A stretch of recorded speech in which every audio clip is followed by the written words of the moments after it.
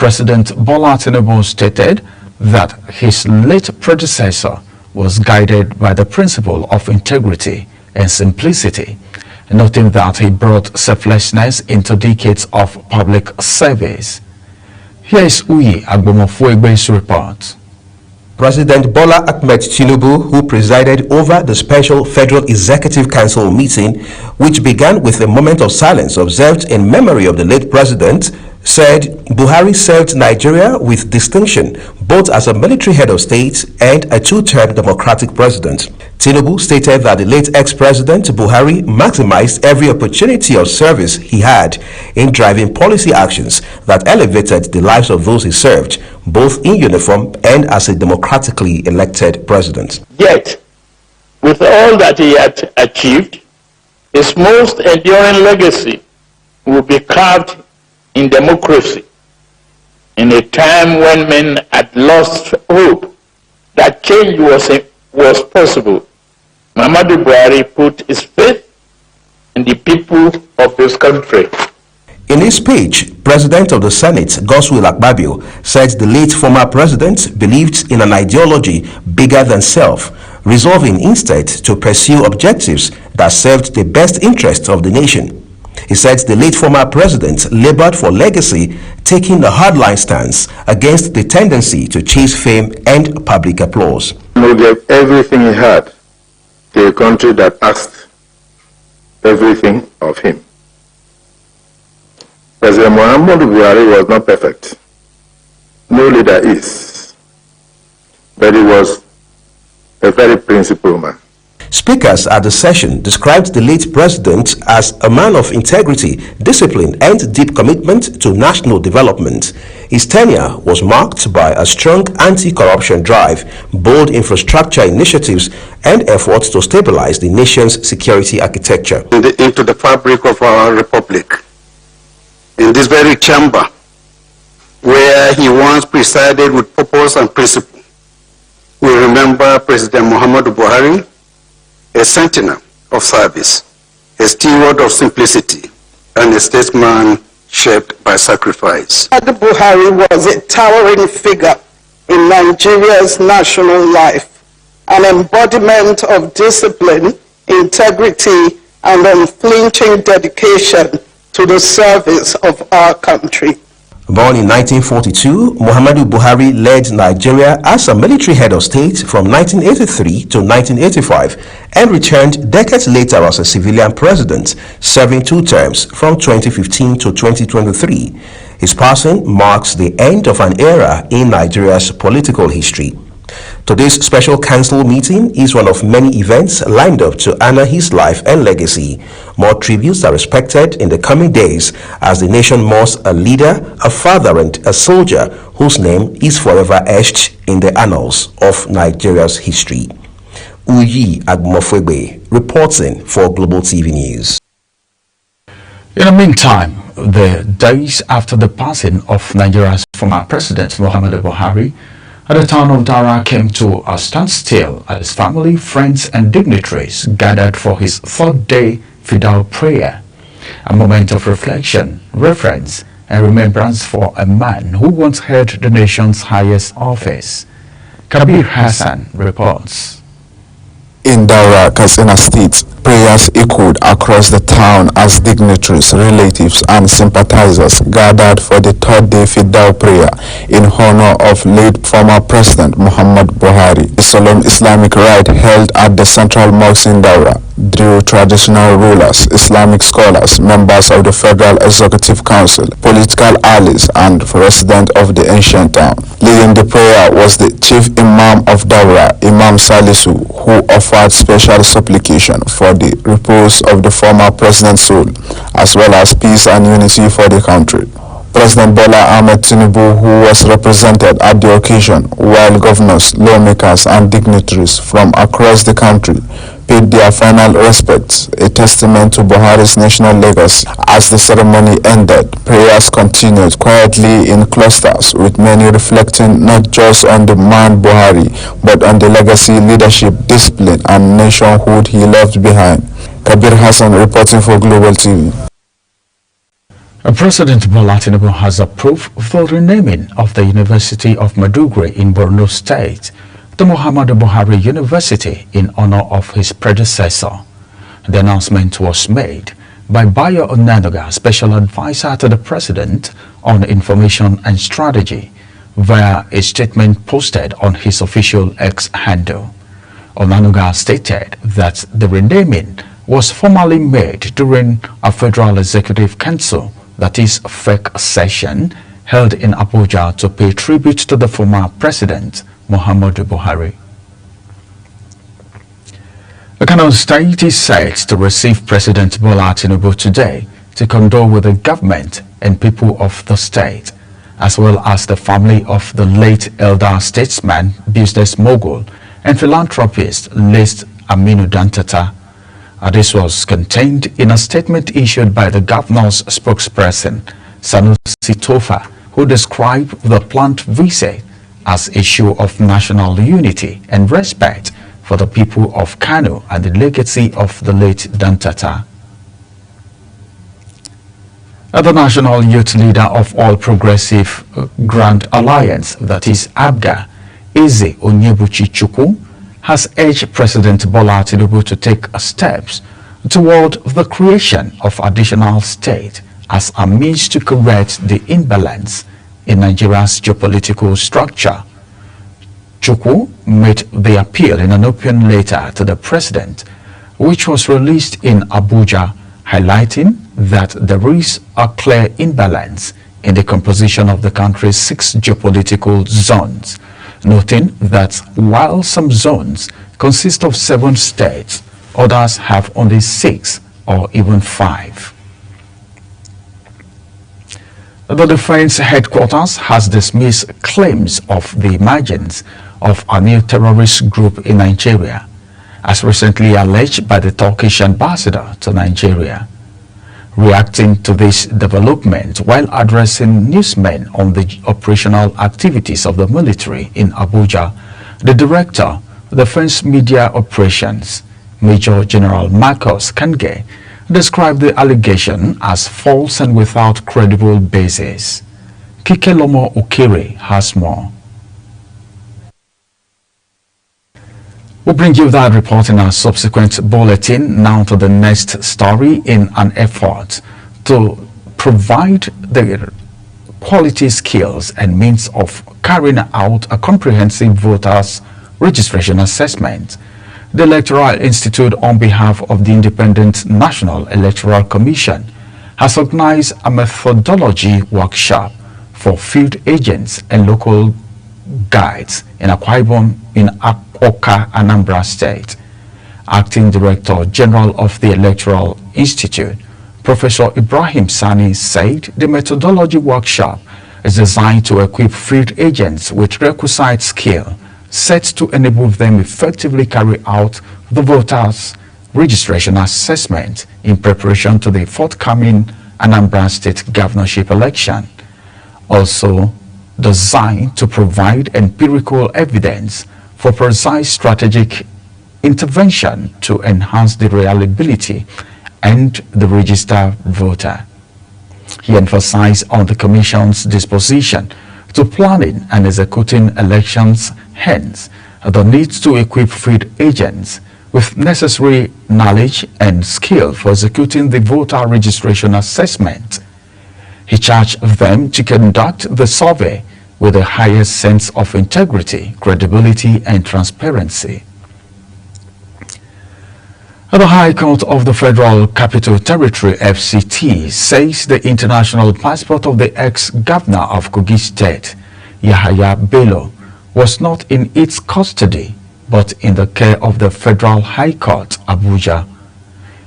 At the resumed hearing of the alleged money laundering case instituted by the Economic and Financial Crimes Commission, that is EFCC, against him, Justice Mariam Anini held that the court would have considered the application for the release of the defendant's travel document if it were to be in its custody.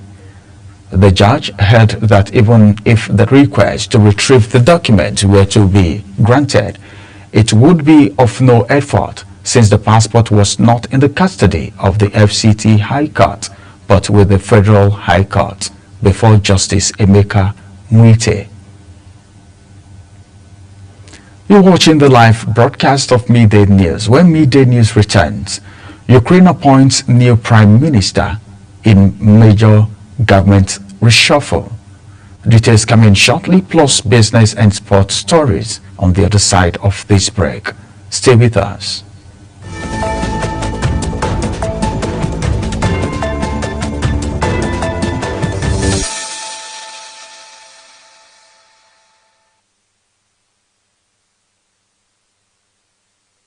Welcome back from that break. Now let's take you through the world of business, where the federal government's electricity tariff subsidy has jumped from 610 billion naira in 2023 to 1.94 trillion naira in 2024, representing a 219.67% increase in yearly subsidy funding, despite the Band A tariff hike of April 2024.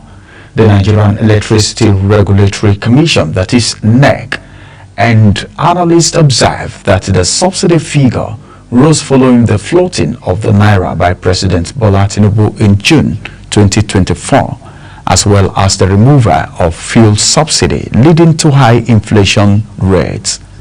The commissions added that the federal government incurred a total electricity tariff subsidy of 1.94 trillion naira in 2024 to cover the shortfall between the cost-effective tariffs and the actual tariffs approved for customers.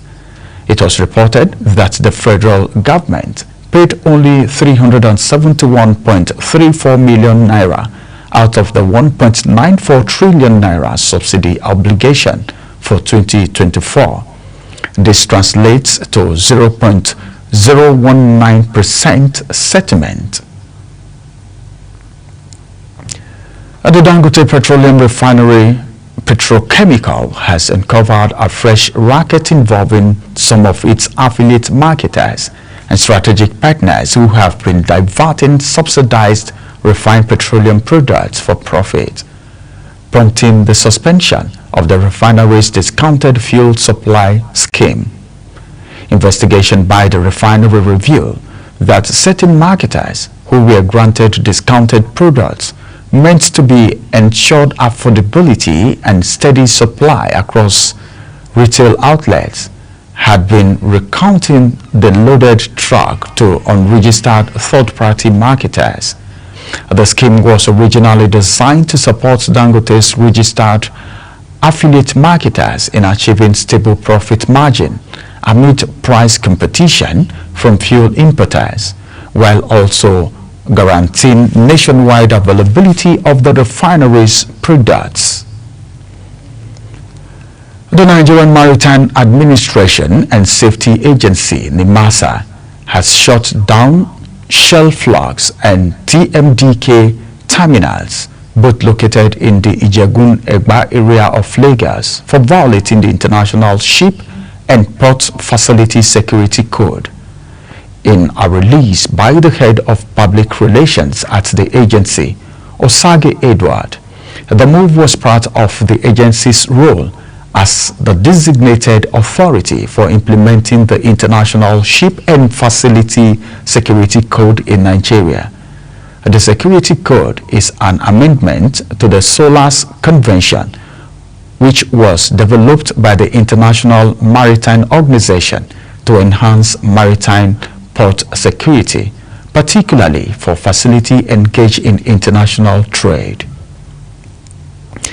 And on the foreign scene, Syrian security forces are preparing to deploy to the Druze majority city of Suwayda to quell renewed fighting between Druze and Bedouin tribes.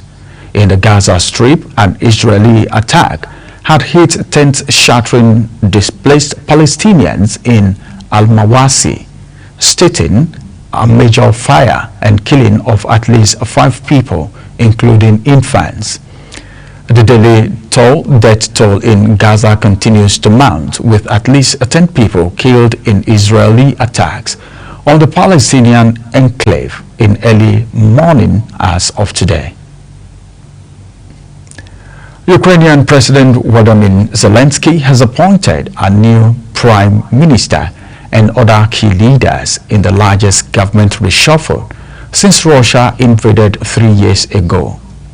Yulia Yovandenko, 39, took over as prime minister from Denis Shmyhal, who had held the post since 2020.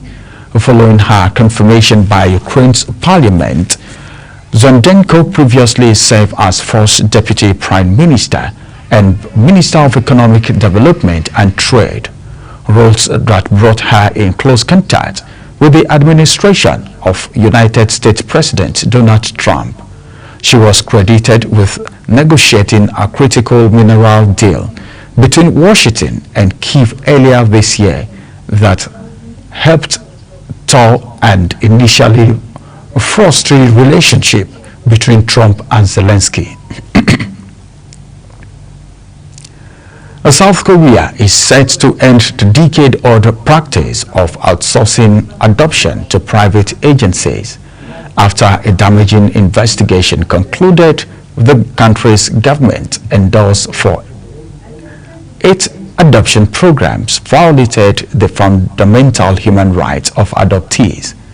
South Korea's Ministry of Health and Welfare said South Korea will introduce a newly restructured public adoption system under which the state and local government take full responsibility for the entire adoption process.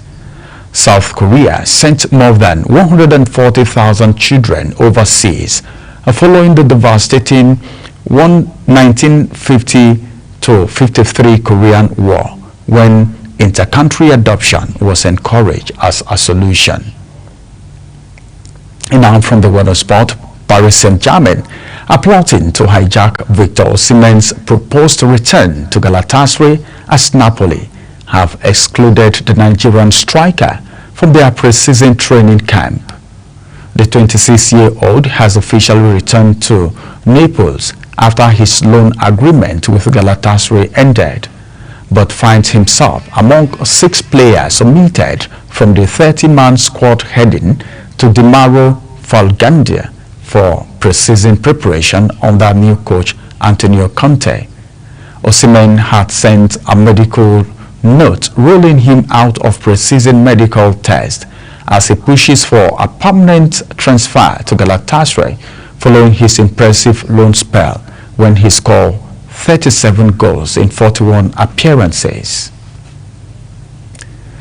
Inter Milan are considering adding midfielder Christian Aslani to their €40 million offer for the Ademola Lookman as they look to bridge the gap with Atlanta's violation of the Nigerian forward. Calciomercato said the Serie A giants have already agreed personal terms with Lookman, who is pushing for the move to the San Siro, but their current offer of €45 million falls short of Atlanta's €60 million asking price for clubs within Italy.